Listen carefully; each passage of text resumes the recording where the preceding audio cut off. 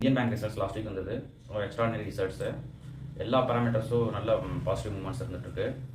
இந்த ரிசல்ட்டில் பார்த்தீங்கன்னா net profit பார்த்தீங்கன்னா அரௌண்ட் 50% கெயின் லாஸ்ட்டு ஃபினான்ஷியல் இயருக்கு இந்த ஃபினான்ஷியல் கம்பேர் பண்ணும்போது. எஸ்பெஷலி வந்து இந்த கிராஸ் நெட் என்பிஏ பார்த்தீங்கன்னா ரொம்பவே குறைச்சிருக்காங்க. 4க்குள்ளே வந்திருக்கு. இது ஒரு ரொம்ப பெரிய விஷயம். ஒரு 3 வருஷத்துக்கு முன்னாடி வந்து கிராஸ் என்பிஏ வந்து 10% இருந்தது. ஸோ இது குறைக்கும் போது ஆட்டோமேட்டிக்காக அவங்க வந்து வைக்கக்கூடிய ப்ரொவிஷன்ஸ் லெவல்லாம் குறைச்சிருவாங்க. ஸோ மேஜராக வந்து இன்னும் டென் பண்ணுறதுக்கு ஃபண்ட்ஸ் வந்துட்டு இருக்கும்.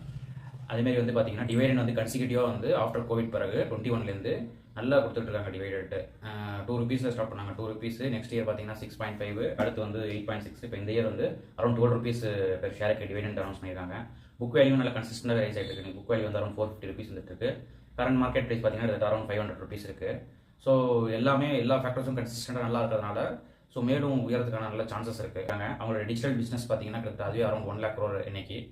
அதேமாரி வந்து டோட்டல் பிஸ்னஸ் அரௌண்ட் வந்து 12 lakh crore, அரௌண்ட் 6,000 பிரான்ச்சஸ்